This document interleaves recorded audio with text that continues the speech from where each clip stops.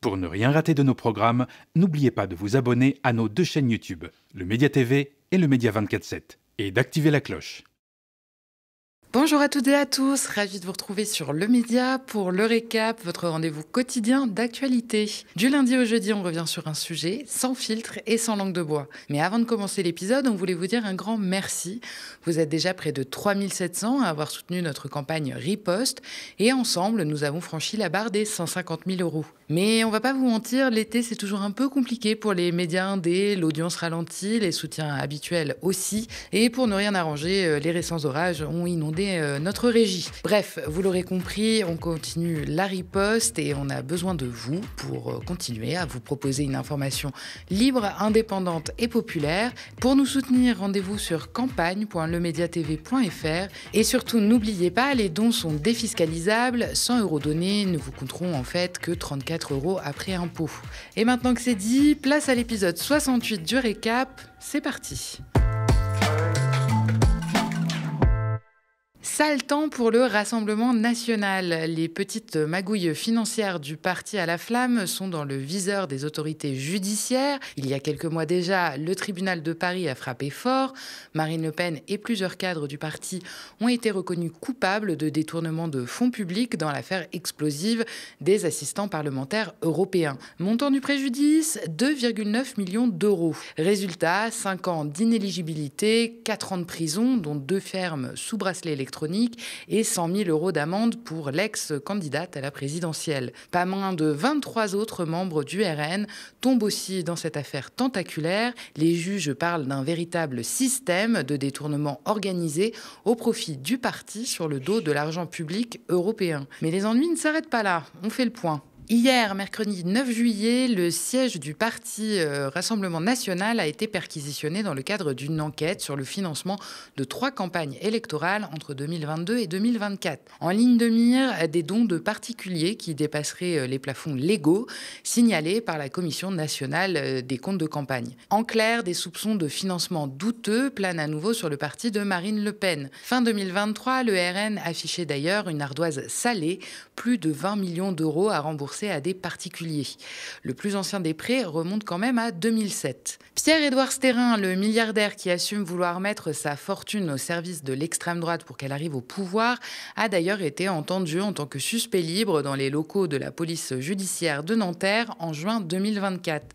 Selon une information du Monde, il est soupçonné par les enquêteurs d'avoir fourni des prêts à hauteur de 1,8 million € visant à financer des campagnes électorales de plusieurs candidats lors des élections municipales de 2020 et les régionales de 2021. L'enquête a été étendue aux infractions de blanchiment et d'exercice illégal de la profession de banquier. Selon des sources judiciaires citées par Le Monde, les policiers ont découvert que l'argent officiellement prêté aux candidats provenait en réalité du milliardaire par le biais d'un empilement de prêts astucieux afin de préserver l'anonymat de Pierre-Édouard Stérin. Il est essentiel que ces prêts soient remboursés, sinon ce sont des dons déguisés, ce qui serait contraire au code électoral, a expliqué Christian Charpy, le président de la Commission nationale des comptes de campagne. Le parquet de Paris a évoqué des soupçons de prêts illégaux de particuliers, de surfacturation de prestations ou encore de facturation de prestations fictives ayant été intégrées par la suite dans les demandes de remboursement forfaitaire par l'État et les dépenses de campagne. Les écuries d'Augias de la politique sont vastes, mais cette fois, la justice semble bien décidée à en ouvrir toutes les portes. Pour tenter de garder la face, Jordan Bardella, actuel président du RN, est tout de suite monté au créneau en usant de l'habituelle ficelle de la victimisation. Un classique.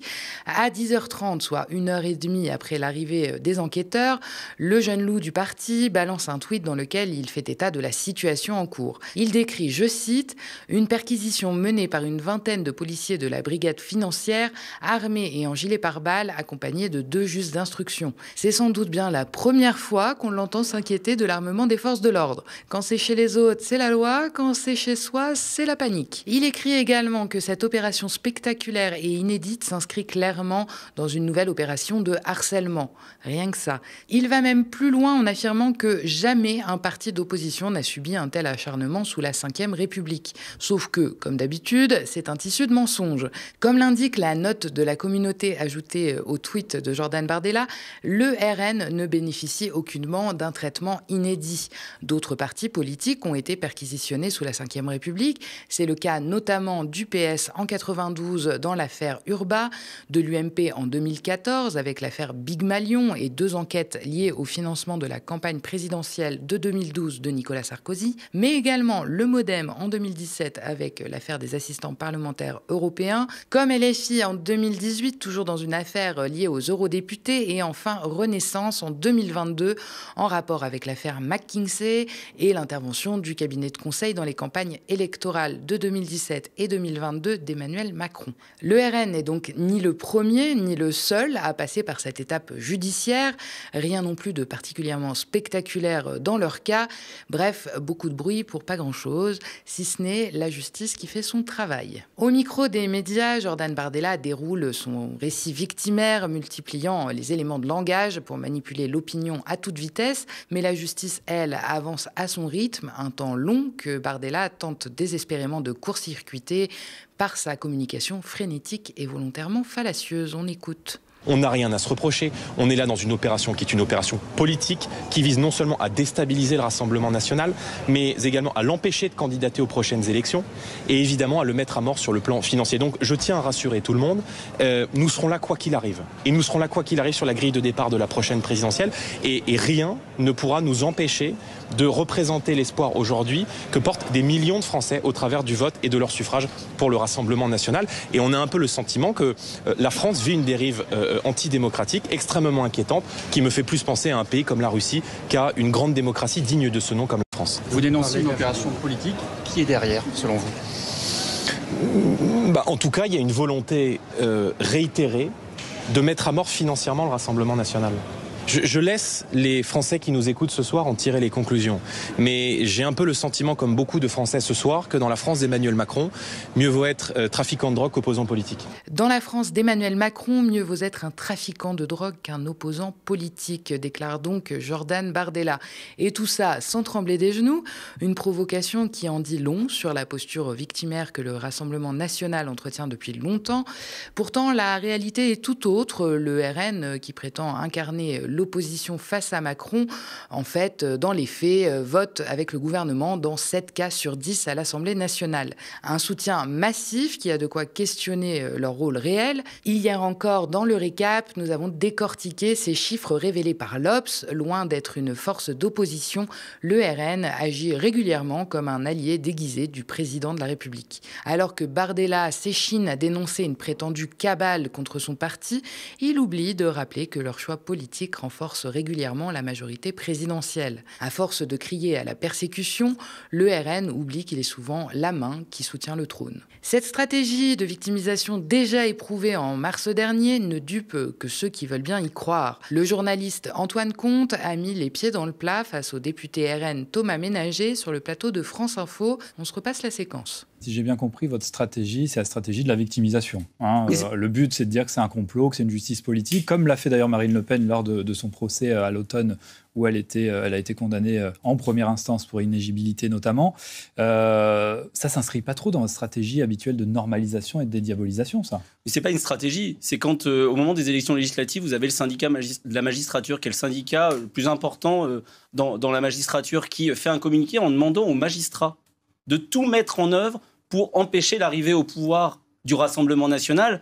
C'est signé, c'est très clair. Donc aujourd'hui, il y a un système politico-médiatique qui cherche à nous salir. Pourquoi aujourd'hui on a été qui dans le système médiato...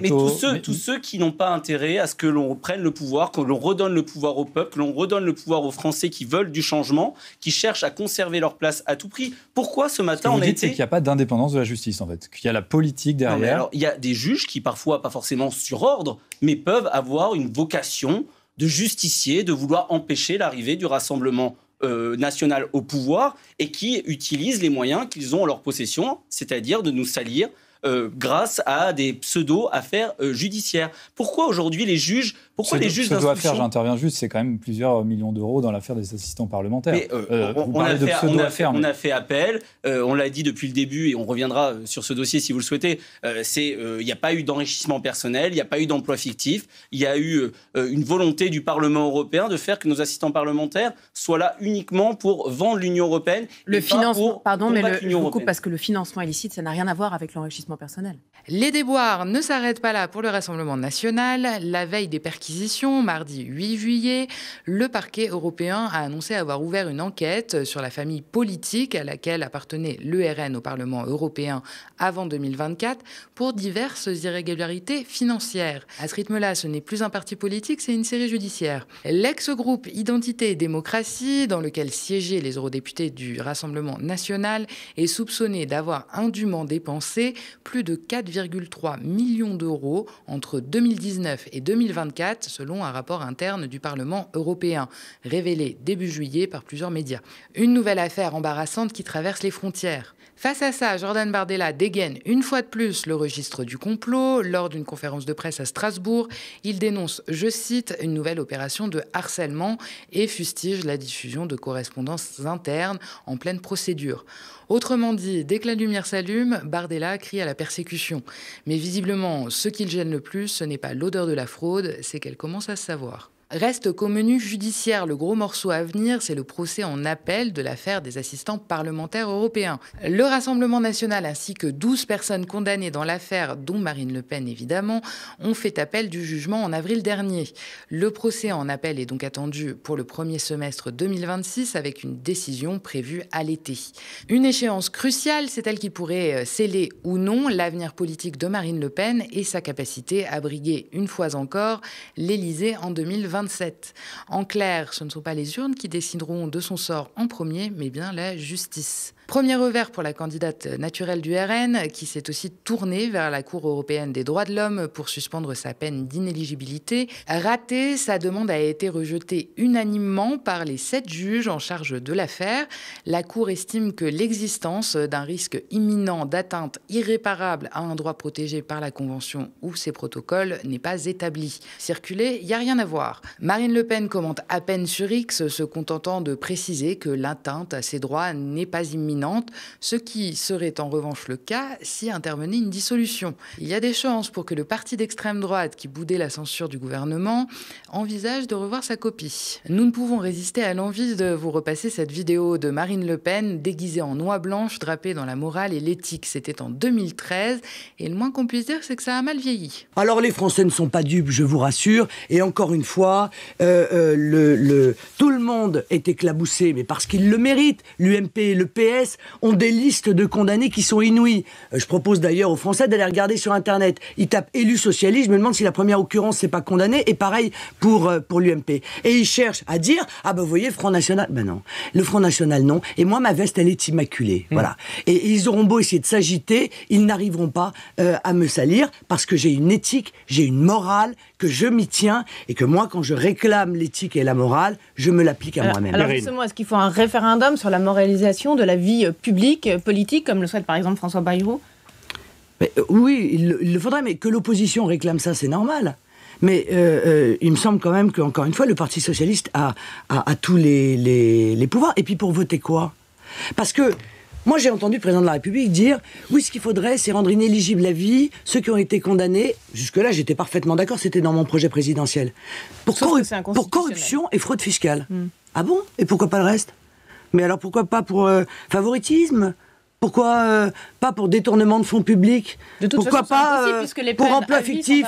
En avril dernier, juste après la condamnation du RN, nous avions reçu sur le plateau d'Au cœur de l'actu l'avocat Jérémy Afan-Jacquard qui a porté plainte contre Jordan Bardella qu'il considère comme le grand oublié de l'affaire des assistants parlementaires européens.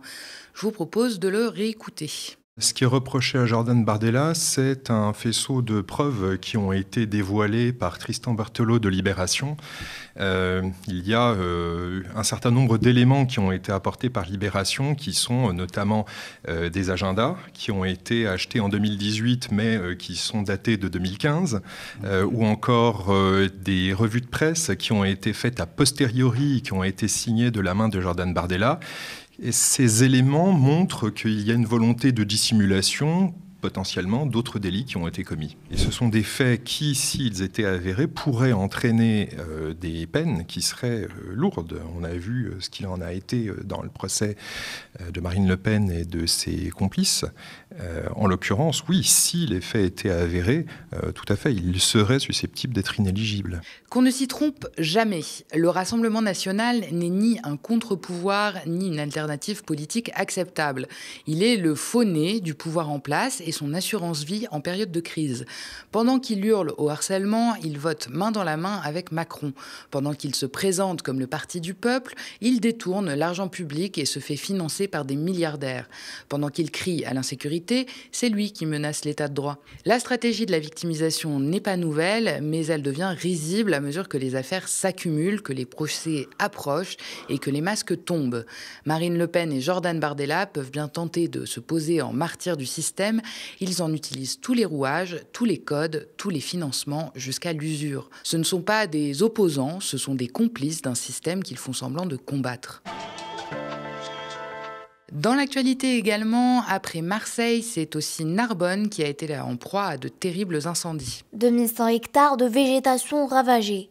Mercredi, en fin de journée, les pompiers ont annoncé avoir fixé l'incendie qui s'était déclaré lundi aux portes de Marseille, près de Narbonne et dans un village du Gard. Ça ne nous est jamais arrivé, je pense. Il y a eu beaucoup de points de défense de points sensibles aussi. Ça a été l'un des plus impressionnants que j'ai vu depuis que je suis pompier. Plus de 800 pompiers ont lutté toute la nuit contre l'incendie. Aucun décès n'a été recensé. Au moment où je vous parle, il y a eu peu de blessés, ils sont légers. Il y a 9 sapeurs-pompiers, pompiers marins qui ont été légèrement blessés. Il y a des policiers municipaux aussi qui ont été, je crois, au nombre de 8 blessés légèrement.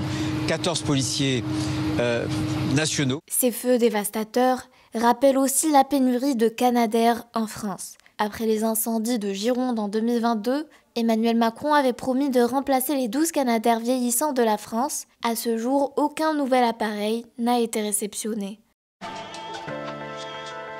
On poursuit avec le génocide en cours à Gaza et notamment la question des otages israéliens. 10 otages israéliens seront libérés, c'est ce qu'a annoncé le Hamas ce mercredi 9 juillet. Alors que les bombardements se poursuivent sur le terrain, Benjamin Netanyahou, Premier ministre israélien, a fait part de son optimisme sur une trêve à Gaza. Ils n'ont aucune intention d'arrêter la guerre. On a vraiment l'impression qu'ils n'en ont pas la moindre intention. Nous espérons que tout cela cessera bientôt. 49 Israéliennes et Israéliens seraient toujours retenus depuis l'attaque du 7 octobre 2023. À Gaza, ce sont plus de 57 000 Palestiniennes et Palestiniens qui ont été tués par Israël. Mais ces chiffres seraient largement sous-estimés. D'après une nouvelle enquête du Holloway College de l'Université de Londres, 5000 victimes palestiniennes auraient été tuées par Israël de manière directe ou indirecte entre le 7 octobre 2023 et le 5 janvier 2025. On termine avec l'actualité internationale toujours et la dernière attaque russe sur Kiev qui a fait 2 morts et 13 blessés. Une attaque russe d'ampleur sur Kiev, selon Volodymyr Zelensky. La Russie a tiré 400 drones et 18 missiles contre l'Ukraine dans la nuit. Cette nouvelle salve a fait 2 morts et 13 blessés. Le président ukrainien a appelé les Occidentaux à imposer rapidement des sanctions sur Moscou. Nous poursuivons notre travail de sanctions en Ukraine. Maintenant, nous avons un ensemble de sanctions contre les entreprises chinoises qui malheureusement fournissent des composants pour la production d'armes russes. L'Union européenne a annoncé ce jeudi une aide de 2,3 milliards d'euros supplémentaires pour aider à reconstruire l'Ukraine. Merci d'avoir regardé cette nouvelle édition du Récap. N'hésitez pas à nous laisser vos impressions en commentaire si vous nous regardez sur YouTube ou via email si vous nous regardez à la télé. Et n'oubliez pas, les milliardaires financent la haine. Le média lance Riposte, une campagne de financement citoyenne pour riposter sur les réseaux sociaux et la TNT francilienne. Alors parlez-en autour de vous et rejoignez la lutte sur campagne.lemediatv.fr. Et abonnez-vous aussi à nos 2 chaînes YouTube, le Média TV et le Média 24/7, pour ne rien rater de nos programmes. Très bonne soirée sur le Média.